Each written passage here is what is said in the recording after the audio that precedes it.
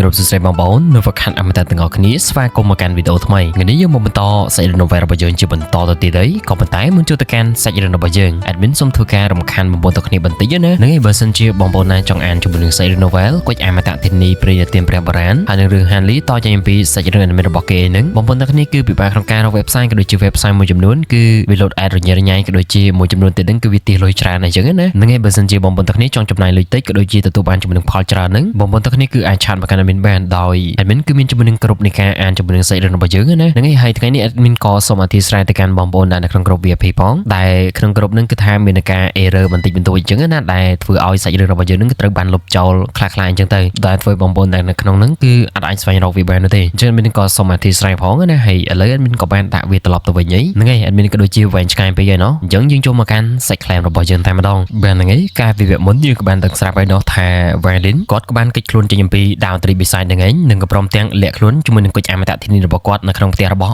់ម៉កលីហៃផ្ទាល់ចំពោះម៉កលីហៃគាត់ក៏បានប្រើប្រាស់ជាមួយនឹងធម៌ពលបិសាចរបស់គាត់ដែរក្នុងការលាក់បាំង Violin របស់យើងណានិងក៏ព្រមទាំងឲ្យ Violin ហ្នឹងគឺចូលទៅកន្លែងវឹកហាត់របស់គាត់ថែមទៀតដើម្បីលាក់ខ្លួនក៏ប៉ុន្តែបើយើងក៏លេចមើលមកកាន់តាវត្រីបិសាចឯនេះវិញឃើញថាគេគឺកវៃកវោខ្សែក្បាត់ពីពេញនៃទីក្រុងបិសាចប៊ីគីនឹងទាំងមូលហ្នឹងឯងនិងក៏ព្រមទាំងកំទេចជាមួយនឹងកុកនៃទីក្រុងហុងមួយហ្នឹងគឺថាឲ្យខ្លាយជាធូលីតែម្ដងណាគ្រប់ពេលដែលកុកនៃទីក្រុងហុងមួយហ្នឹងក៏ត្រូវបានជួសជុលត្រឡប់មកវិញហ្នឹងគេក៏តែងតែលេចខ្លួនឡើងព្រមទាំងបំផ្លាញវាចោលតែម្ដងចំណុច Violin កំពុងតែសង្កេតមើលចេញពីគុជអមតៈធានីរបស់គាត់នៅក្នុងវិមានរបស់ម៉កលីហៃនៅពេលនេះវិញគាត់ក៏បានត្រឹមតែនិយាយលេងសើចឲ្យថាមើលទៅកាន់ដាវត្រីបិសាចមួយនេះហេតុអីបានជាគេមានចរិតដូចជាកូនក្មេងយ៉ាងចឹងរកមនុស្សមិនឃើញបានជាខឹងសម្បាទៅកាន់កុកនៃទីក្រុងហុងព្រមទាំងបំផ្លាញវាចោលរហូតដល់10ដងឯណោះចំណែកម៉កលីហៃនៅពេលនេះវិញគាត់កំពុងតែអង្គុយទល់មុខ Violin នឹងឯងប្រើប្រាស់ជាមួយនឹងធម៌ពលរបស់គាត់ដើម្បីបិទបាំងទៅកាន់ Violin ណាហើយជាមួយគ្នានោះនឹងគាត់ក៏បានទៅសារទៅកាន់ Violin ដែរនោះក៏ព្រោះថាបើមិនមែនដោយសារតែគាត់កំពុងតែអង្គុយនៅចំពោះមុខ Violin ទេច្បាស់ណាគាត់ក៏នឹងមិនអាចរកឃើញ Violin បាននោះឡើយម្យ៉ាងវិញទៀតនឹងគាត់ក៏បានគិតដល់ដល់ត្រីដែរដែលវាក៏បានធ្វើការឆ្វែលនៅទីនេះអស់ពី3ដងហើយក៏ប៉ុន្តែទៅយ៉ាងណាក៏ដោយនឹងវាក៏នៅតែមិនអាចធ្វើការរកឃើញ Violin យ៉ាងចឹងម្យ៉ាងវិញទៀតនឹងនៅពេលដែល Violin រត់គេចេញពីកុកនៃទីក្រុងហុងនោះ Violin បានជាអាចធ្វើការកិច្ចខ្លួនចេញពីដាវត្រីបានដោយងាយស្រួលណាដោយគិតអំពីរឿងទាំងអស់នេះនឹងឃើញថានៅពេលនេះម៉កលីហៃផ្ទាល់គាត់ក៏បានវាតម្លៃទៅលើ Violin កាន់តែខ្លាំងឡើងហ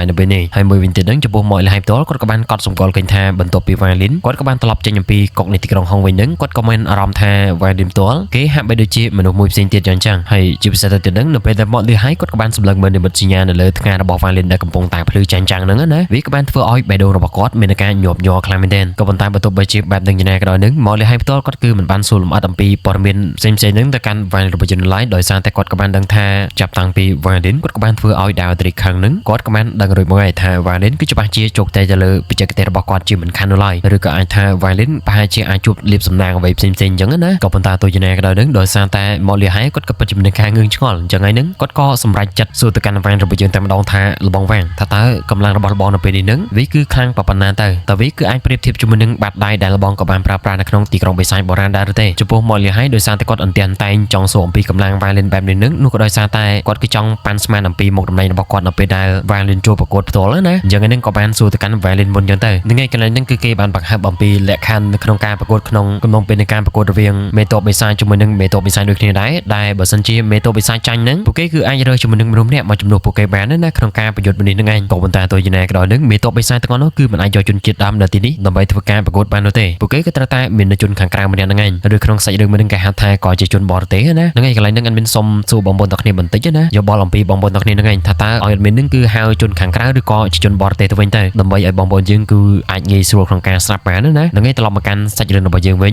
នេះក៏ជាមូលហេតុតែម៉កលីហៃផ្ទាល់គាត់គឺជ្រើសរើស Violin ដើម្បីចូលរួមក្នុងការប្រកួតជាមួយនឹងគាត់ណាចំពោះ Violin របស់យើងផ្ទាល់មុនដំបូងនៅពេលដែលម៉កលីហៃគាត់ក៏បានសួរមកកាន់គាត់ហ្នឹងគាត់គឺមិនទាន់បានឆ្លើយភ្លាមនោះទេបានត្រឹមតែញញឹមតែម្ដងក៏ប៉ុន្តែនៅពេលនេះនឹងសម្លេងរបស់ Violin ក៏បាននិយាយទាំងស្ងប់ស្ងាត់ថាបើទោះបីខ្ញុំគ្មានបាតដៃនោះយ៉ាងណាក៏ដោយនឹងខ្ញុំក៏នៅតែអាចយកឈ្នះលបងបានយ៉ាងចឹងម៉កលីហៃគេឮបែបហ្នឹងហើយនឹងក៏បានត្រឹមតែសម្លឹងមើលទៅកាន់ Violin មុននៅពេលដែលគាត់ក៏បានធ្វើការផ្ទុះសម្ដែងឡើងតែម្ដងក៏ពិតជាល្អខ្លាំងណាស់មើលទៅជាមួយនឹងការខិតខំប្រឹងប្រែងរបស់ខ្ញុំនឹងវាហាក់បីដូចជាមិនខ្ជិលជានោះទេលបងបានទោះយ៉ាងណាក៏ដោយនឹងក្នុងការចូលរួមប្រកួតនេះគឺអាត្រីបិសាចគាត់ក៏បានចូលរួមវាដោយផ្ទាល់នៅក្នុងរយៈពេលកន្លះខែទៀតហើយបើសិនជាលបងគឺអាចធ្វើវាបានល្អនឹងហើយខ្ញុំក៏នឹងបញ្ជូនឈ្មោះលបងទៅថ្នាក់លើព្រមទាំងនៅពេលនោះលបងគឺច្បាស់ជាទទួលបានជំនួយតំណែងជាមេតបបិសាចជាមិនខាននោះឡើយនឹងឯងបងប្អូនទាំងគ្នាadminអធិស្ឋានបន្តិចណាដោយសារតែអ្នកជិតខាងadminនឹងគឺថាច្រៀងការ៉ាអូខេដូច្នេះហើយនឹងគឺថាមានការសម្លេងរំខានខ្លាំងមែនទែនអញ្ចឹងបើសិនជាបងប្អូនទាំងគ្នាស្ដាប់ទៅមានសម្លេងរំខានហើយនឹងគឺថាយកយល់អធិស្ឋានadminផងណានឹងឯងវិលត្រឡប់មកកាន់សាច់រឿងរបស់យើងវិញឃើញថានៅពេលនេះ Violin គាត់ក៏បានត្រឹមតែញញឹមតែម្ដងគាត់គឺមិនបាននិយាយអ្វីបន្តទៀតនោះទេក៏លេចមក កាន់មកលហើយនៅពេលនេះវិញក៏បានត្រឹមតែនិយាយទាំងទឹកដុំសម្លេងមុខទៅកាន់វ៉ានរបស់យើងតំណងថាលបងវ៉ាងនៅពេលប្រឡប់បន្តិចទៅនឹងលបងក៏ត្រូវតែត្រឡប់មកឲ្យទាន់ពេលវេលាដោយសារតែនៅយប់នេះខ្ញុំក៏នឹងនាំលបងទៅជួបជាមួយនឹងមនុស្សសំខាន់ម្នាក់វ៉ាងនេះដឹងហើយនឹងគាត់ក៏បានត្រឹមតែងក់ក៏បានជាសញ្ញាតែម្ដងមុននៅពេលគាត់ក៏បានប្រាប់ទៅកាន់មកលហើយថាឥឡូវលបងគឺអាចសម្រាប់បានហើយបន្ទាប់មកនឹងគាត់ក៏បានក្រោកចេញអំពីទីកន្លែងនឹងបានទៅចំពោះមកលហើយគាត់ក៏បានដឹងហើយថាវ៉ាលីនទៅដល់របស់គាត់នឹងគឺទៅណាយើងណាតាមពិតទៅក្នុងរយៈពេលប្រហែលថ្ងៃនឹងមកលហើយគាត់ក៏បានដឹងហើយថាវ៉ាលីនគាត់គឺទៅស្ដាប់ជាមួយនឹងតន្ត្រីដែលជាសម្លេងពិនមួយនឹងណាហ្នឹងហើយត្រឡប់មកកាន់វ៉ាលីននៅពេលនេះវិញគាត់ក៏បានចាក់ចេញអំពីវិមានរបស់មកលហើយនឹងក៏ព្រមទាំងអង្គុយលេងនៅលើមាត់ទន្លេហ្នឹងឯងស្ដាប់ជាមួយនឹងសម្លេងពិនហ្នឹងឯងពោពេញទៅដោយភាពសោកសៅក៏លេចមកកាន់ទូកដែលនៅលើទូកមួយហ្នឹងគឺមានជាមួយនឹងនារីម្នាក់នាងកំពុងតែលេងពិនហ្នឹងឯងហើយនៅពីមុខនាងមានជាមួយនឹងបរិសុទ្ធម្នាក់គាត់គឺមានអាយុប្រហែលជា27-28ឆ្នាំហ្នឹងឯងគាត់ក៏មានជាមួយនឹងអាវពណ៌បៃតងបើយើងក៏លេចមើលទៅកាន់គាត់ឲ្យច្បាស់ហ្នឹងយើងក៏បានដឹងថាក្នុងខ្លួនរបស់គាត់គឺគ្មានជាមួយនឹងធម្មពលវិស័យនោះទេដល់ពេលគាត់ក៏បានធ្វើការផឹកជាមួយនឹងស្រាមួយកែវបន្ទាប់មកហ្នឹងគាត់ក៏បានទម្លាក់បែងតារបស់គាត់ចោលគាត់ក៏បាននិយាយទៅកាន់នារីម្នាក់ហ្នឹងថាតើនាងគឺអាចលេងភ្លេងពីមុនបានដែរឬទេខ្ញុំគឺចង់ស្ដាប់ជាមួយនឹងសម្លេងពិនពីមុនរបស់នាងម្ដងទៀតឃើញថាកញ្ញាម្នាក់ហ្នឹងបន្ទាប់ពីបានលើបែបថ្ងៃហ្នឹងនាងក៏បានឈប់លេងបន្តិចមុនពេលដែលសម្លេងពិនកាលពីមុនដែលវ៉ានរបស់យើងគាត់ក៏ធ្លាប់បានស្ដាប់ហ្នឹងវាក៏ចាប់ផ្ដើមបន្លឺឡើងតែម្ដងឃើញថាដល់ពេលនេះបរិសុទ្ធដែលកំពុងតែអង្គុយនៅចំពោះមុខស្ត្រីម្នាក់ហ្នឹងបន្ទាប់ពីបានលើជាមួយនឹងសម្លេងពិនមួយថ្ងៃហ្នឹងគាត់ក៏បានធ្វើការបិទភ្នែកឡើងដើម្បីស្ដាប់ជាមួយនឹងសម្លេងពិនពោពេញទៅដោយសម្លេងអន្លង់លួយតែម្ដងណាក៏លេចមកកាន់វ៉ាលីននៅច្រាំងទន្លេនេះវិញគាត់ក៏កំពុងតែបិទភ្នែកស្ដាប់ជាមួយនឹងសម្លេងពិនមួយហ្នឹងពោពេញទៅដោយសេចក្តីសោកសៅដូចគ្នាមកដែរឃើញថានៅពេលនេះម្នាក់អង្គុយនៅលើទូកចំណែកឯម្នាក់ទៀតហ្នឹងគឺថាអង្គុយលើមាត់ទន្លេហ្នឹងឯងរយៈវ៉ាលីនរបស់យើងគាត់ក៏បានសម្លឹងមើលទៅកាន់ទូកមួយហ្នឹងជាលើកដំបូងដែលជាមួយនឹងការសម្លឹងមើលរបស់គាត់ហ្នឹងក៏បានធ្លាក់ទៅលើនារីម្នាក់បន្ទាប់មកហ្នឹងគាត់ក៏បានងាកទៅកាន់បរិសុទ្ធវ័យក្មេងម្នាក់នោះដែលកំពុងតែអង្គុយផឹកស្រានៅកណ្ដាលហ្នឹងឯងចំណែកឯបរិសុទ្ធហ្នឹងគាត់ក៏បានកលេចមកកាន់វ៉ាលីនដែរព្រមទាំងក៏បានលើកជំនឿបែងស្រារបស់គាត់ឡើងណាហើយប្រូវ៉ារបស់យើងឯហ្នឹងគាត់ក៏មានស្រាដូចគ្នាដែរអញ្ចឹងឯហ្នឹងអ្នកទាំងពីរក៏បានត្រឹមតែជុលស្រាដោយប្រយោលតែម្ដងហ្នឹងឯងឃើញថាបន្ទាប់ពីប្រូវ៉ារបស់យើងគាត់ក៏បានអង្គុយមាត់ទន្លេស្ដាប់ជាមួយនឹងសម្លេងពិនអស់រយៈពេលយ៉ាងយូរបែបហ្នឹងឯហ្នឹងគាត់ក៏បានវិលត្រឡប់មកកាន់វិមានរបស់មកលីហៃវិញទៅតាមការសន្យារបស់គាត់ជាមួយនឹងមកលីហៃណាព្រមទាំងមកលីហៃក៏ដូចជាវ៉ាលីនពួកគេទាំងពីរនាក់ក៏បានចាច់ចេញពីទីក្រុងហុងមួយនឹងតែម្ដងតែកាន់ទីក្រុងមួយទៀតដែលទីក្រុងមួយនឹងក៏មានឈ្មោះថាទីក្រុងស៊ុនហ្នឹងឯងឬក៏យើងអាចនិយាយជាភាសាខ្មែរថាក៏ជាទីក្រុងអានកំបាំងណាចំពោះទីក្រុងស៊ុនទំហំរបស់វានឹងក៏មិនខុសគ្នាអំពីទីក្រុងហុងប៉ុន្មានដែរក៏ប៉ុន្តែវាគឺមានជំនឿភាពខុសគ្នាបន្តិចបន្តួចដែរដោយសារតែនៅទីនេះវាគឺសម្បូរទៅដោយទាហានព្រមទាំងទីក្រុងទាំងមូលនឹងគឺត្រូវបានបំភ្លឺឡើងទៅដោយភ្លើងគោមស្អាតខ្លាំងមែនទែននឹងឯងឥឡូវយើងត្រឡប់មកកាន់មកលីហៃក៏ដូចជាវ៉ាយលេននៅពេលនេះវិញពួកគេទាំងពីរនាក់ក៏បានមកដល់ជំនឿវិមានមួយព្រមទាំងនៅពេលនេះមកលីហៃគាត់ក៏បានដកចេញជំនឿសម្បត្តិមួយឲ្យទៅកាន់ទាហានដែលបានជានៅទីនោះតែម្ដងណាមុននៅពេលដែលទាហានមួយនឹងក៏បានយកសម្បត្តិមួយនឹងចូលទៅក្នុងតែម្ដងវ៉ាយលេននៅពេលនេះគាត់ក៏បានចាប់អារម្មណ៍ទៅលើផ្លាដែលជាបន្ទះក្តារមួយដែលគេបានបាត់នៅច្រកចូលវិមានមួយនឹងដែលវាគឺមានឈ្មោះថាវិមានមេបញ្ជាការរងស៊ន់ដែលវាគឺគ្មានជាមួយនឹងពាក្យអនុបេបញ្ជាការរងនោះទេអញ្ចឹងកន្លែងហ្នឹងគេក៏បានបញ្ជាក់ផងដែរថាជាមួយនឹងមេតបទាំង8នៃទីក្រុងបិសាចមេខេមួយនេះនឹងពួកគេទាំង8នាក់គឺមានជាមួយនឹងឈ្មោះដោយទីក្រុងទាំង8នៅក្នុងទីក្រុងបិសាចមេខេនេះទាំងមូលណាក៏ប៉ុន្តែជាមួយនឹងវិមានរបស់ពួកគេនឹងវាគឺគ្មានពាក្យថាអនុនោះទេហើយនេះវាក៏ជាភូមិគ្រឹះឬក៏ជាវិមានរបស់អគ្គមេបញ្ជាការរងឬក៏យើងអាចនិយាយបានថាក៏ជាមេតបរងស៊ន់ណាហើយចំពោះមកលះហែមតគាត់ក៏បានប្រាប់ទៅកាន់វ៉ានឌីនដែរថាជាមួយនឹងមេបញ្ជាការរងស៊ន់នឹងគាត់គឺមានតំណែងផ្ទាល់ខ្លួនជាមួយនឹងអត្រីបិសាចដោយផ្ទាល់វ៉ានឌីនលើកបែបទាំងហើយនឹងគាត់ក៏បានត្រឹមតែងក់ក្បាលតែប៉ុណ្ណោះនៅក្នុងពេលជាមួយនឹងគ្នានេះដែរនឹងវ៉ានឌីនគាត់ក៏បានធ្វើការបញ្យល់ប្រាប់យ៉ាងលម្អិតអំពីការជ្រើសរើសជាមួយនឹងមេបញ្ជាការរងឬក៏ជាមេតបរងណាក្នុងការប្រកួតនាពេលខាងមុខនេះហ្នឹងឯងនឹងក៏ព្រមទាំងប្រាប់អំពីសារៈសំខាន់របស់វាទាំងអស់ដូចគ្នាដែរមួយសន្ទុះក្រោយមកឃើញថានៅពេលនេះកូនតាហ៊ានម្នាក់ហ្នឹងក៏បានចេញមកដល់ព្រមទាំងក៏បានស្វាគមន៍ទៅកាន់មកលីហៃតែម្ដងពួកគេក៏បាននាំមកលីហៃទៅកាន់កន្លែងដែរមេបញ្ជាការរងរបស់គេនៅណានៅពេលនេះឃើញថាមកលីហៃក៏ដូចជាវ៉ានឌីននឹងពួកគេទាំងពីរនាក់ក៏បានមកដល់ជំនឿសួនផ្កាមួយកន្លែងព្រមទាំងក៏បានគ្រប់ទៅកាន់បរិមម្នាក់ដែលគាត់កំពុងតែឈរគួយគុនលើផ្កាហ្នឹងឯងវ៉ានឌីនឃើញបែបថ្ងៃហ្នឹងគាត់ក៏បានដឹងភ្លាមថាបរិមនេះជាមួយនឹងកម្រិតនៃការវឹកហាត់របស់គេហ្នឹងគឺស្ថិតក្នុងកម្រិតទី7ដំណាក់កាលដំបូងណាហើយដំបូងនេះគឺវាដល់កំពូលហើយដោយសារតែវាគឺជិតឈានទៅដល់ដំណាក់កាលកណ្ដាលហើយគាត់ក៏គ្រាន់តែត្រៀមខ្លួនក្នុងការបំបែកកម្រិតរបស់គាត់តែប៉ុណ្ណោះក៏ប៉ុន្តែទោះយ៉ាងណាក៏ដោយនឹងមុនពេលគាត់គឺឈានទៅដល់កម្រិតទី7ដំណាក់កាលកណ្ដាលហ្នឹងជាមួយនឹងកម្រិតនៃការវឹកហាត់របស់គាត់បច្ចុប្បន្នហ្នឹងកម្លាំងរបស់គាត់គឺនៅឆ្ងាយខ្លាំងមែនទែនចេញអំព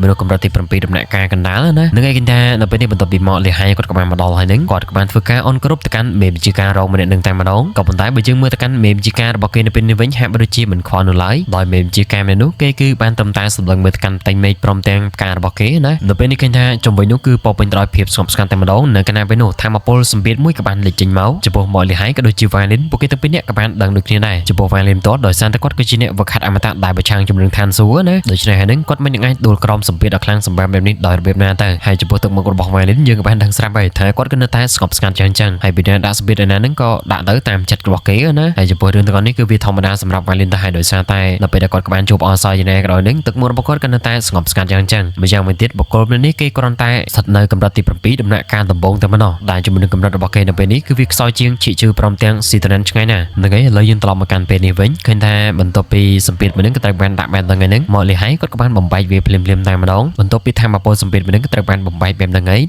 យបរោះស្លៀកពាក់ពណ៌ស្វាយគាត់ក៏បានកលេចមកដែលកសាភ្នែករបស់គាត់ក៏បានសម្លឹងមើលទៅកាន់អ្នកទាំងពីរនៅពេលដែលគាត់ក៏បាននិយាយឲ្យថាដើម្បីអាចស្ងប់ស្ងាត់បាននៅពេលដែលបានជួបជុំនឹងធម្មពលសម្ពាធរបស់ខ្ញុំបែបហ្នឹងហើយនឹងមើលទៅក៏ពិតជាមិនអាក្រក់នោះទេគាត់ក៏បានសួរទៅកាន់មកលីហៃថាមកលីហៃតើលោកគឺមានទំនុកចិត្តប៉ុណ្ណាទៅដែលថាលោកគឺអាចទទួលបានជាមួយនឹងតំណែងដែលជាមេបញ្ជាការរងនោះមកលីហៃឬបែបហ្នឹងហើយនឹងគាត់ក៏បាននិយាយទាំងមើងម៉ាត់ថាខ្ញុំគឺជឿជាក់40%អនុមេបញ្ជាការរងសួនបន្ទាប់ពីបានលើបែបហ្នឹងហើយនឹងគាត់ក៏បានត្រឹមតែលន់មកថាអូមើលទៅក្នុងចំណោមមេតបបិសាយទាំងអស់ដែលបានមកលេងជាមួយនឹងខ្ញុំនឹងមានតែលោកនោះទេដែលមានជំនឿទំនុកចិត្តតិចបំផុតនោះមកលីហៃឬបែបហ្នឹងហើយនឹងគាត់ក៏បានចង្អុលទៅកាន់ Violin ព្រមទាំងក៏បាននិយាយឲ្យថាក៏ប៉ុន្តែបើសិនជាខ្ញុំបន្ថែមជាមួយនឹងមនុស្សនេះទៀតនឹងខ្ញុំគឺមានទំនុកចិត្ត90%មេតបរងសួនបន្ទាប់ពីបានលើមកលីហៃនិយាយបែបហ្នឹងហើយនឹងគាត់ក៏បានសម្លឹងមើលទៅកាន់ Violin ក៏ប៉ុន្តែទឹកមុខរបស់គាត់ក៏នៅតែស្ងប់ស្ងាត់យ៉ាងចឹងយ៉ាងណាមិញហ្នឹងគាត់គឺទុក Violin ហាក់ដូចជាស្រមោចមួយក្បាលយ៉ាងចឹងណាក្នុងខ្សែភ្នែករបស់គាត់ហ្នឹងឯងហើយរឿងទាំងនេះគឺវាសាមញ្ញទេដោយសារតែគាត់គឺជាមនុស្សម្នាក់ដែលមានមុខមានមាត់ណាម្យ៉ាងវិញទៀតនឹងតំណែងរបស់គាត់ក៏ជាមេតបរងហើយគាត់ក៏ជាមិនល្អជាមួយនឹងអាត្រិកបេសាញដូចគ្នាដែរបន្ថែមពីនេះធម្មពលវិញ្ញាណបេសាញរបស់គាត់នឹងគឺមានរហូតដល់7 million ណោះដែលវាក៏ស្មើដំណាក់កាលដំបូងនៃកម្រិតទី7ណាដែលចិត្តទំនួលទៅកាន់កម្រិតទី7ដំណាក់កាលកណ្ដាលហ្នឹងឯងជាហាធ្វើឲ្យកម្រិតនៃការវើខានរបស់គាត់នឹងគឺថាខ្ពស់ជាងមេតបបេសាញផ្សេងៗទៀតទាំងអស់ណាហើយចំពោះក្នុងខ្សែភ្នែករបស់គាត់ផ្ទាល់នឹង Violin គ្រាន់តែជាអ្នកដើរតាមមកលីហៃតែប៉ុណ្ណោះហើយសម្បីតែមកលីហៃផ្ទាល់នឹងគាត់ក៏មិនដែលចាត់ទុកក្នុងខ្សែភ្នែករបស់គាត់ដូចគ្នាដែរអញ្ចឹងបើយើងនិយាយអំពី Violin វិញនឹងគឺថាចំតែម្ដងណានឹងឯងឃើញថាបន្ទាប់ពីបានឃើញ Violin ភ្លាមនឹងបែរជាមួយស្រាលជីវភាពរបស់ Pro វាងយើងបន្តិចទៀតនឹងគឺថាដឹងគ្នាហើយត្រឡប់មកកាន់ពេលនេះវិញឃើញថាចំពោះមេតបរងសួនក៏ដោយសារតែអាត្រិកបេសាញនឹងគឺមានការចាប់អារម្មណ៍ទៅលើមកលីហៃតែប៉ុណ្ណោះបែបមនុស្សឆ្នោះគេគឺមិនចង់ជួបមកលីហៃនោះទេនៅក៏ព្រោះថាតាមទស្សនៈរបស់គាត់នឹងមកលីហៃគឺគ្មានលក្ខណៈសម្បត្តិគ្រប់គ្រាន់ដើម្បីជួបគាត់នោះទេហើយជំនួសឲ្យការជួបរបស់មកលីហៃនឹងគាត់គឺបែរជាទៅកុយគុណផ្កាអញ្ចឹងណាហាក់ដូចជាមិនខ្វល់ហ្នឹងឯងអញ្ចឹងកន្លែងហ្នឹងយើងក៏បានដឹងរួចហើយថាមេតបរងសួនស្អីគេនឹងគឺគេចូលចិត្តផ្កាជាភាសាហ្នឹងឯងអញ្ចឹងហើយនឹងឲ្យតែនរណាម្នាក់ហ៊ានប៉ះផ្កាមកកាន់គេបែកប៉ាអីបន្តិចហ្នឹងគេគឺតែងតែដាក់ទោសឬក៏បណ្ដេញចេញអំពីវិមានរបស់គេហើយបើធ្ងន់ធ្ងរហ្នឹងវាគឺថាមទាំងអាចឈានទៅដល់ការកាត់ក្បាលតទៅទៀតក៏លេចមកកាន់ពេលនេះវិញដោយគេឆោរៀងយូរបន្តិចហ្នឹងគេក៏បាននិយាយទៅកាន់ Violin ថា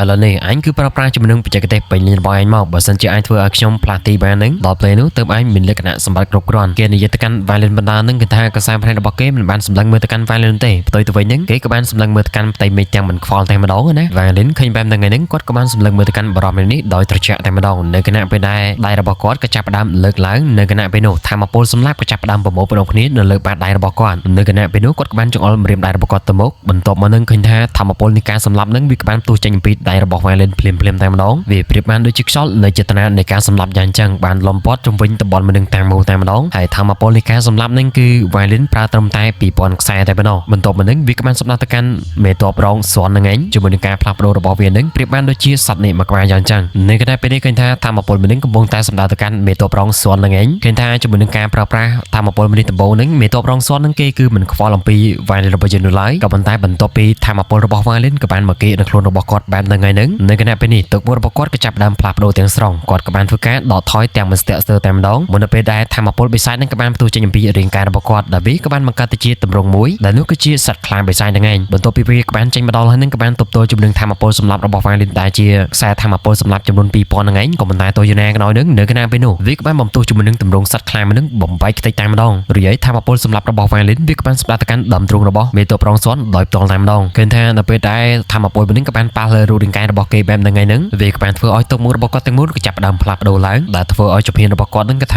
ប៉ាក់មកក្រោយម្ដងទៀតហើយព្រមទាំងក៏បានជន់ជាមួយនឹងផ្កាដែលគេស្រឡាញ់ទាំងអស់តែម្ដងណាឃើញថាខ្ទេចខ្ទីខ្ទឹមគ្មានសល់ហ្នឹងឯងនៅទីនោះគេគឺឡើងខ្វល់អំពីផ្ការបស់គេទៀតហើយក្នុងចិត្តរបស់គេនៅពេលនេះក៏បានត្រឹមតែគិតថាមួយនឹងកម្រិតនៃការវឹកហាត់របស់គេបច្ចុប្បន្នហ្នឹងបើសិនជាគេគឺប្រុងប្រៀបទុកយ៉ាងរហ័សហ្នឹងវាក៏ប្រហែលជាខ្លួនរបស់គាត់ហ្នឹងគឺមិនស្ថិតក្នុងស្ថានភាពបែបនេះនោះទេក៏ប៉ុន្តែទោះយ៉ាងណាក៏ដោយដោយសារតែគេក៏បានមើលស្រាលទៅកាន់ Violin ដូច្នេះហើយហ្នឹងបើទោះបីជាគេបានប្រុងប្រយ័ត្នទុកយ៉ាងណាក៏ដោយហ្នឹងក៏គេមិនអាចទប់ទល់ជាមួយនឹងបច្ចេកទេសនេះបាននោះដែរឃើញថានៅគណៈពេលនេះមេតបរងសួនស្អីគេហ្នឹងក៏បានត្រឹមតែបញ្ចេញជាមួយនឹងអារម្មណ៍នៃការសោកស្ដាយតែម្ដងណានៅគណៈពេលដែលធម្មពលសម្លាប់របស់ Violin ក៏បានជ្រាបចូលរូបរាងកាយរបស់គាត់ហ្នឹងវាក៏បានឆ្លងកាត់ជាមួយនឹងគ្រឿងសឹករបស់គាត់ដូចគ្នាដែរក៏ប៉ុន្តែទោះយ៉ាងណាក៏ដោយហ្នឹងវាក៏ត្រូវបានរុញឲ្យថយក្រោយត្រឡប់ទៅវិញណាដែលធ្វើឲ្យមេវិជាការរងសួនស្អីគេហ្នឹងក៏បានធ្វើការដកថយប្រមាណជំហានទៀតដែរជន់ទៅលើផ្កាជាទីស្រឡាញ់របស់គេហ្នឹងឯងហើយនៅពេលនេះបើទោះបីជាគ្រឿងសឹកបិសាចមួយហ្នឹងគឺមានឥទ្ធិពល លខ្លាំងយ៉ាងណាក៏ដោយនឹងគឺវាមិនអាចទប់ទល់ជំនឹងធម្មពលសម្រាប់ចំនួន 2000 ខ្សែរបស់ Violin របស់យើងបានសំបីតែបន្តិចផងនៅពេលនេះធម្មពលសម្រាប់របស់ Violin វាក៏បានចូលមកកាន់រូបរាងកាយរបស់គាត់ដោយផ្ទាល់ហើយព្រមទាំងក៏បានរករៀនពីពេញរូបរាងកាយរបស់គាត់តែម្ដង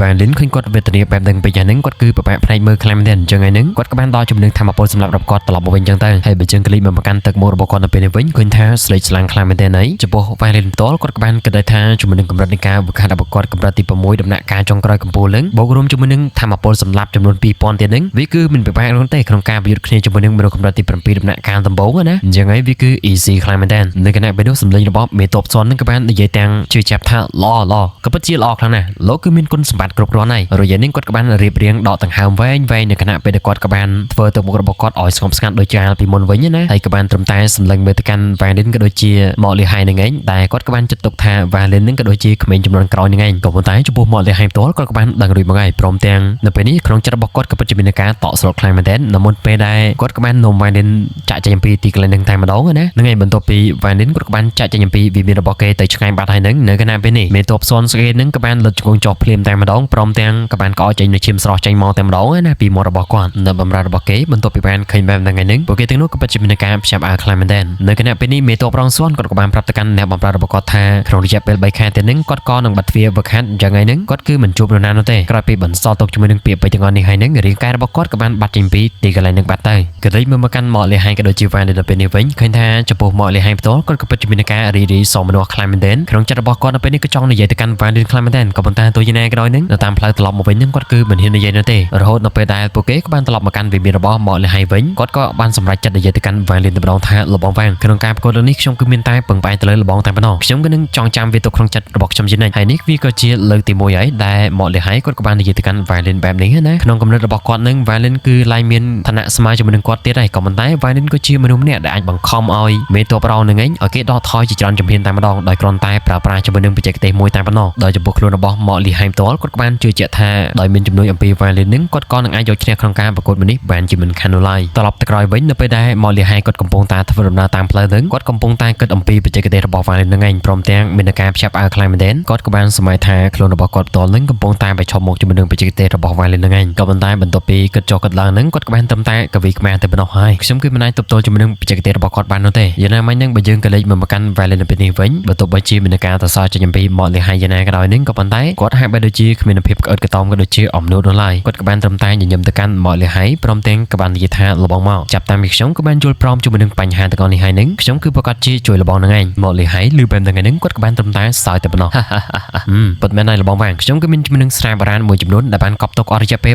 500ឆ្នាំមកហើយយប់នេះពួកយើងផាក់វាតែម្ដងទៅ Violin ឮថាស្រាបែបហ្នឹងឯងខ្សែភ្នែករបស់គាត់ក៏ចាប់ផ្ដើមភ្លឺឡើងគាត់ក៏បានត្រឹមតែងក់ក្បាលយកព្រមតែប៉ុណ្ណោះនឹងឯងឥឡូវយើងក្លេចមកកាន់សាលដាវឌ្រីកដែលស្ថិតនៅចំកណ្ដាលនៃទីក្រុងបេសាយមេឃាទាំងមូលណាមានមនុស្សម្នាក់ក៏បានបង្ហាញខ្លួនឡើងគាត់ស្លៀកពាក់ជាមួយនឹងសម្លៀកបំពាក់ពណ៌មាសដែលបរិបម្នាក់នោះគាត់ក៏បានក្លេចមកទៅកាន់សាលដាវបញ្ចេញជំនឿស្នាមញញឹមឡើងគាត់ក៏បាននិយាយថាលេងល្មមបានហើយកុំទៅកាន់កុកទីក្រុងហុងបន្តទៀតហើយយ៉ាងណាមិញនឹងគឺស្ងាត់ពី3ថ្ងៃសិនទៅក៏ប៉ុន្តែទោះយ៉ាងណាក៏ដោយនឹងដាវប្រាក់មិញនឹងហាក់បីដូចជាគេគឺមិនស្ដាប់នោះឡើយបញ្ចេញជំនឿសម្លេងដាវជាច្រើនតែម្ដងណាហាក់បីដូចជាគេនឹងគឺមិនព្រមចោះចាញ់នោះទេបើគុលម្នាក់នឹងឃើញបែបហ្នឹងហ្នឹងគាត់ក៏បានត្រឹមតែស្សាយតែម្ដងមុននៅពេលដែលគាត់ក៏បាននិយាយតែម្ដងថាបើសិនជាឯងនៅតែល្ងងបែបហ្នឹងទៀតយើងក៏នឹងបញ្ជូនឯងទៅកាន់បឹងនាគជាមិនខាននោះឡើយដែលអត់ត្រីបិសាចឬបែបហ្នឹងហាក់បីដូចជាគេក៏ចាប់ផ្ដើមទន់ភ្លន់ត្រឡប់មកវិញណាភាពក្អើតខ្ទមទាំងប្រមាណមកនឹងថាបាត់ទៅវិញអស់ហើយក៏ប៉ុន្តែបើទោះបីជាបែបហ្នឹងយ៉ាងណាក៏ដោយនឹងក្នុងចិត្តរបស់គេក៏នៅតែមានការខឹងសម្បារចំពោះវ៉ែនរបស់យើងយ៉ាងចឹងដែលជាអាហាររបស់គេណាឃើញថាបន្ទាប់ពីដាវអន្តរិកគឺឡើងទៅកាន់កុកនៃទីក្រុងហុងមួយនោះណាឃើញថានៅគណៈពេលនេះពិភពលោកឬក៏យើងអាចនិយាយបានថាវាក៏ជាកន្លែងមួយដែលពោពេញទៅដោយពន្លឺពណ៌ឈាមតែម្ដងឥឡូវនេះគឺវាហាក់បីដូចជារៀងធូរស្រាលបន្តិចម្ដងហើយដោយសារតែវាគឺមិនត្រូវបានបំផ្លាញទៅដោយដាវអន្តរិកបិសាចបន្តទៀតនោះទេនៅពេលនេះឃើញថាសមរភូមិនៃការសម្លាប់នឹងក៏ចាត់តែបន្តឡើងម្ដងទៀតហើយយើងក៏លេចមកកាន់បរិសសក់ខ្មៅនេះវិញគាត់កំពុងតែអង្គុយក្នុងថ្លុកឈាមមួយកន្លែងទាំងស្ងៀមស្ងាត់ហ្នឹងឯងនៅជុំវិញរបស់គាត់គឺពោពេញទៅដោយចេតនានៃការសម្លាប់ពីពេញនឹងហ្នឹងឯងម្ដងមកកាលនឹងគាត់ក៏បានសម្លឹងមើលទៅកាន់ផ្ទៃមេឃព្រមទាំងខ្សែភ្នែករបស់គាត់ហាក់បីដូចជាបាត់បង់ជាមួយនឹងការគ្រប់គ្រងណាបង្ហាញជាមួយនឹងភាពច្បាស់លាស់ត្រឡប់មកវិញហ្នឹងឯងមានន័យថាគាត់គឺអាចដឹងខ្លួនវិញខ្លះៗត្រឡប់មកវិញណារួចអានេះគេក៏បានត្រឹមតែនិយាយថាខ្ញុំក៏ត្រូវតែរត់គេចដូចជាហ្គេមនេះនោះហ្នឹងឯងហ្គេមនេះនោះនឹងគឺសម្ដៅទៅកាន់ Violin ហ្នឹងឯងនៅគណៈពេលគេកំពុងតែអង្គុយនេះស្របតែនៅគណៈពេលនោះសមរភូមិនៃការប្រយុទ្ធនឹងក៏ចាប់ផ្ដើមបន្ត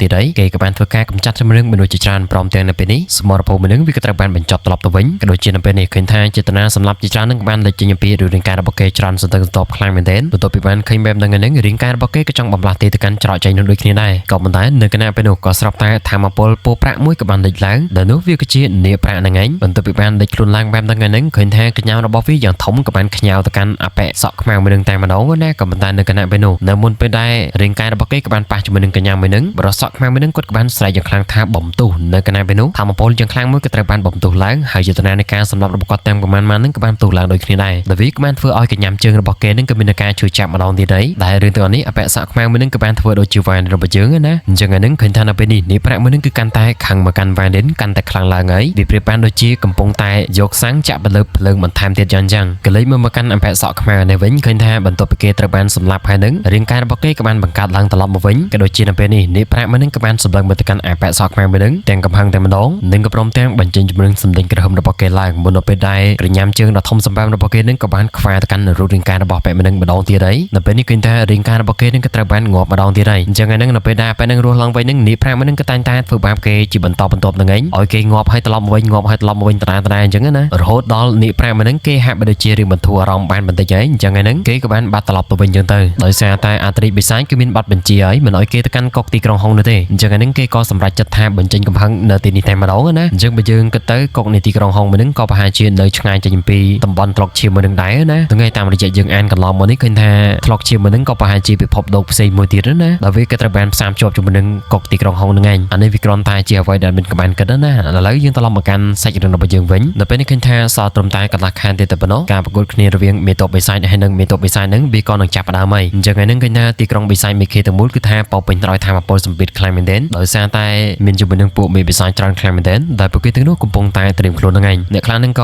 ៏ត្រៀមខ្លួនធម្មតាអញ្ចឹងទៅហើយអ្នកខ្លះទៀតហ្នឹងក៏បានត្រៀមខ្លួនដោយមានការលាក់លៀមអញ្ចឹងណារបៀបថាខ្សឹបខ្សៀវគ្នាបុកលុយអញ្ចឹងទៅហ្នឹងឯងអត់មាននិយាយលេងនោះទេត្រឡប់មកកាន់សាច់រឿងរបស់យើងវិញនៅពេលនេះគេក៏បានប្រាប់បន្តិចថាបើទោះបីជាទីក្រុងបិសាចមេខេទាំងមូលគឺមានជាមួយនឹងសណ្ដាប់ធ្នាប់ល្អយ៉ាងណាក៏ដោយហ្នឹងក៏ប៉ុន្តែក្នុងសណ្ដាប់ធ្នាប់ល្អទាំងនេះគឺវាពោពេញទៅដោយភាពរញ៉េរញ៉ៃក៏ដូចជាភាពច្បូកច្បល់ដែលមិនចេះចប់តែម្ដងណាក៏ប៉ុន្តែយ៉ាងណាមិញហ្នឹងជាមួយនឹងការប្រយុទ្ធគ្នារវាងមេតបបិសាចហើយនិងមេតបបិសាចហ្នឹងវាក៏ពិតជាមានសារៈសំខាន់ខ្លាំងមែនទែនចំពោះមេតបបិសាចទាំងអស់នោះណានោះក៏ព្រោះថានេះក៏ជាឱកាសនៃឋានសួគ៌ហើយសម្រាប់មេតបបិសាចទាំងអស់ដើម្បីឡើងឋានៈរបស់ពួកគេហើយបើសិនជាពួកគេខកខានជាមួយនឹងអាការនេះនឹងច្បាស់ណាស់ពួកគេក៏នឹងត្រូវជាប់គាំងជាមេបិសាចជារៀងរហូតហ្នឹងឯងអញ្ចឹងអាហ្នឹងជាធម្មតាទេដែលពួកមេបិសាចទាំងអស់នេះពួកគេគឺយកចិត្តទុកដាក់ទៅលើរឿងទាំងអស់នេះយ៉ាងណាមិញហ្នឹងការដែលអាចខ្លាចទៅជាមេតបរងបានហ្នឹងវាបានន័យថាដល់ពេលតទៅមុខទៀតហ្នឹងពួកគេក៏នឹងអាចខ្លាចទៅជាមេតបធំប៉ុណ្្នឹងឯងអញ្ចឹងហើយដើម្បីសម្រេចជាមួយនឹងគោលបំណងរបស់ពួកគេហ្នឹងពួកគេគឺថារកគ្រប់មធ្យោបាយក៏ដូចជាវិធីសាស្ត្រតែម្ដងក្នុងការប្រើប្រាស់លើការប្រកួតមួយនេះណាតែបើទោះបីជាភាពវឹកវរវាគឺនៅតែមានយ៉ាងណាក៏ដោយនឹងក៏ប៉ុន្តែក្នុងភាពវឹកវរទាំងអស់នោះវាគឺនៅតែមានច្បាប់មួយដូចគ្នាដែរដែលពួកមេបិសាចទាំងអស់នោះពួកគេក៏ត្រូវតែគោរពតាមវាណាហ្នឹងហើយក្នុងច្បាប់មួយហ្នឹងគេក៏បានចែងផងដែរថា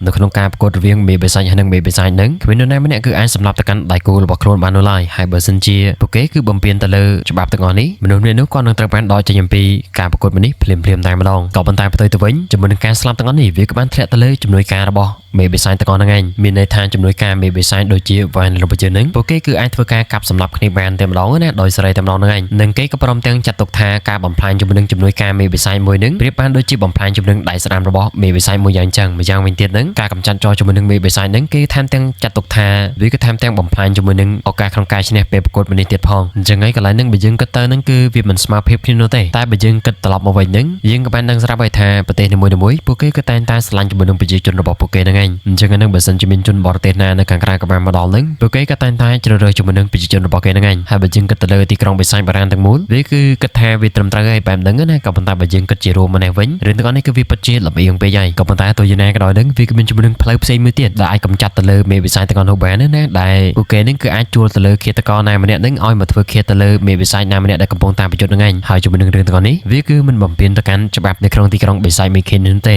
ក៏ប៉ុន្តែទោះយ៉ាងណាក៏ដោយបើទោះបីជានេះវាគឺមិនបានប្រឆាំងទៅលើច្បាប់នៅក្នុងទីក្រុងបិសាចមេខេយ៉ាងណាក៏ដោយក៏ប៉ុន្តែវាក៏បានប្រឆាំងទៅលើបន្ទាត់ព្រំដែនរបស់អន្តរិកបិសាចណាដែលគាត់គឺមិនចង់បែបនោះទេម្យ៉ាងវិញទៀតនឹងក្នុងការលួចធ្វើឃាតទៅកាន់មេបិសាចទាំងអស់នេះឃាតករមួយនឹងក៏ត្រូវតែមានជំនឿការវឹកហាត់ដែលជាឋានសួគ៌ហ្នឹងឯងឬយើងអាចនិយាយបានថាវាក៏ជាកម្រិតមួយដែលខ្ពស់ណាក្នុងការកម្ចាត់ទៅកាន់ពួកមេបិសាចទាំងអស់នេះបើមិនដូចជ្រុលទេច្បាស់ណាពួកគេក៏នឹងត្រូវវាបកត្រឡប់មកវិញហើយអញ្ចឹងហើយនឹងពួកគេគឺមិនអាចរត់គេចខ្លួនបានទេពួកគេក៏នឹងត្រូវបានសម្លាប់ចោលភ្លាមៗហ្នឹងឯងហើយចំពោះការសម្លាប់មេបិសាចហ្នឹងវាក៏ជារឿងធំសម្រាប់ប្រទេសដូចគ្នាដែរអញ្ចឹងបើសិនជាពួកមេបិសាចមួយចំនួនគឺប្រើប្រាស់ជំនឿល្បិចបែបហ្នឹងក្នុងការយកឈ្នះជាមួយនឹងការប្រកួតមួយនេះអាចថាពួកគេគឺគ្មានសង្ឃឹមទាំងស្រុងតែម្ដងណាហ្នឹងហើយត្រឡប់មកវិញទៅពេលនេះឃើញថាគណៈពេលដែលការប្រកួតមួយហ្នឹងគឺឆិតគៀក ចូលមកដល់ហើយនឹងមកលីហៃផ្ទាល់គាត់គឺមិនបានចាក់ចេញទៅខាងក្រៅនោះទេផ្ទុយទៅវិញនឹងគាត់ក៏បានធ្វើការអង្គុយវឹកហាត់ហ្នឹងឯងដើម្បីបង្កើនចំនួនកម្រិតនៃការវឹកហាត់របស់គាត់ក្នុងការដែលអាចឈានទៅដល់ដំណាក់កាលកម្ពូលមួយណាដើម្បីធ្វើការជៀសវាងចេញអំពីការប៉ុនប៉ងធ្វើឃាតមកកាន់គាត់អំពីមេបិសាចផ្សេងៗហ្នឹងឯងជាមួយនឹងគ្នានោះគាត់ក៏បានរៀបចំជាមួយនឹងក្បួននៃការបង្កើតមួយចំនួនព្រមទាំងអញ្ជើញជាមួយនឹងចាស់ទុំមួយចំនួនដែលពួកគេគឺមានជាមួយនឹងកម្រិតនៃការវឹកហាត់ខ្ពស់ៗហ្នឹងឯងដើម្បីការពារមកកាន់គាត់នៅកំឡុងពេលដែលមកលីហៃកំពុងតែញាប់ដៃញាប់ជើងបើយើងក៏លេចមកកាន់វ៉ាលីនទៅពេលនេះវិញគាត់គឺមិនដែលខ្វល់អំពីរឿងទាំងអស់នេះនោះទេផ្ទុយទៅវិញនឹងទឹកមុខរបស់គាត់ពោពេញទៅដោយភាពស្ងប់ស្ងាត់ឲ្យតែដល់ពេលព្រឹកទៅដល់វ៉ាលីនក៏តែងតែចាក់ចេញអំពីវិមានរបស់មកលីហៃទៅកាន់មាត់ទន្លេមួយនឹងទៀតហើយដើម្បីស្ដាប់ជាមួយនឹងសំឡេងពិតមួយនឹងណាហើយក្នុងដំណើរការលើកនេះនឹងគឺវ៉ាលីនគាត់ក៏មិនចង់ដាក់សម្ពាធមកកាន់ខ្លួនឯងដែរមុនទៅពេលដែលការប្រកួតមួយនឹងក៏ត្រូវបានចាប់ផ្ដើមណាអញ្ចឹងហ្នឹងគាត់ក៏មានតែធ្វើអារម្មណ៍របស់ខ្លួនឯងគឺមានការសប្បាយចិត្តក៏ដូចជា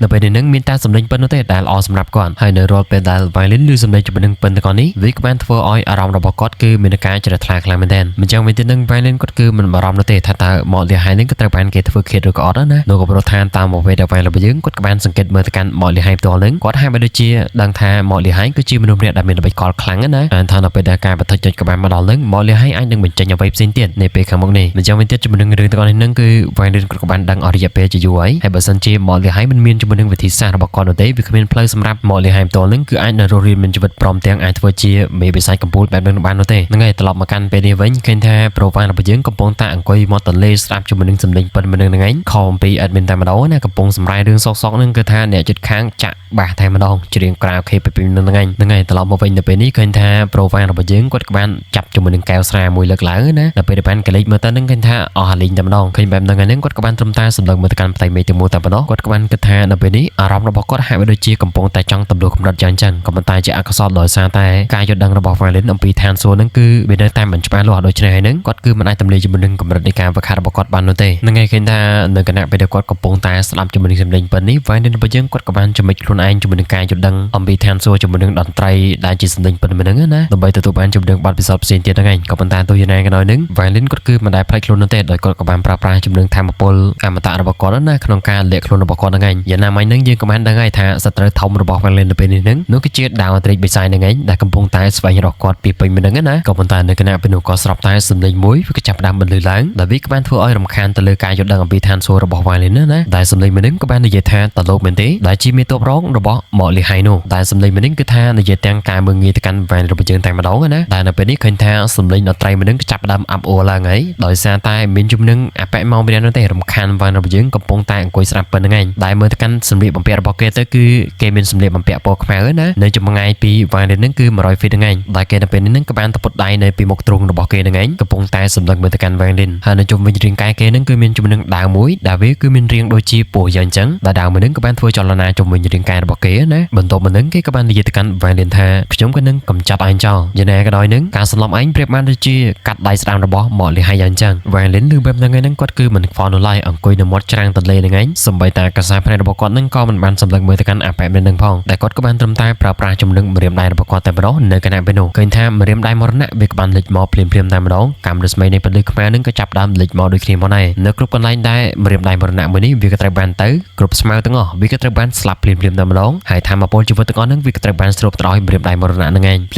លាមៗនោះឃើញថាម្រាមដៃមរណៈមួយនឹងក៏បានសម្ដៅទៅកាន់អបិអាខ្មែរនឹងយ៉ាងលឿនទឹកមុខរបស់គេនៅពេលនេះក៏ចាប់ដើមផ្លាស់ប្ដូរហើយគេចាប់ដើមដកថយពី3ជំហានយ៉ាងលឿនបន្ទាប់មកនឹងដាវហោះរបស់គេក៏បានស្ទុះមកកាន់ម្រាមដៃមរណៈរបស់ Violin ណាដើម្បីទប់ទល់នឹងឯងក៏ប៉ុន្តែទោះយ៉ាងណាក៏ដោយនឹងនៅពេលដែលដាវពោះមួយនឹងក៏បានប៉ះជាមួយនឹងម្រាមដៃមរណៈរបស់ Violin វាក៏ត្រូវបានបំផ្លាញចោលភ្លាមៗតែម្ដងរយៈម្រាមដៃមរណៈរបស់ Violin ក៏បានសម្ដៅទៅកាន់អបិអាខ្មែរនឹងបន្តទៀតណានៅគណៈពេលនេះឃើញថាម្រាមដៃសម្លាប់របស់ Violin ក៏បានមកដល់ហើយប៉ះជាមួយនឹងដើមទ្រូងរបស់អបិនឹងតែម្ដងដែលវាក៏បានធ្វើឲ្យជីវិតរបស់គេនឹងក៏ត្រូវបានបញ្ចប់ភ្លាមៗយ៉ាងទៅបើយើងក៏លេចមកកាន់កសាភ្នែករបស់គេនៅពេលនេះវិញឃើញថាអារម្មណ៍នៃការសោកស្ដាយនឹងក៏មានដូចគ្នាដែរក៏ប៉ុន្តែគឺវាយឺតពេលហើយប្រូចង់មកលេងយ៉ាងណាមកលេងជាមួយនឹងប្រូវ៉ារបស់យើងឲ្យស្បៃចំពោះមនុស្សនេះគេក៏បានប្រាប់បន្តិចដែរថាគេនឹងគឺមិនមែនជាជនខាងក្រៅឬក៏ជាជនបរទេសដូចជា Violin នោះទេតែគេក៏ជាមនុស្សនៅក្នុងទីក្រុងបិសាយមេឃាមួយនេះណាហើយបើយើងនិយាយពីកម្រិតនៃការវឹកហាត់របស់គេវិញហ្នឹងគេក៏ស្ថិតនៅកម្រិតទី5ដំណាក់កាលចុងក្រោយតែម្ដងណាហ្នឹងហើយគេថាកម្រិតទី5តែប៉ុណ្ណោះក៏ប៉ុន្តែមកចង់សាកជាមួយនឹង Violin កម្រិតទី6ដំណាក់កាលចុងក្រោយកំពូលអានេះដូចជាយកពងមាន់មកជុលជាមួយនឹងថ្ម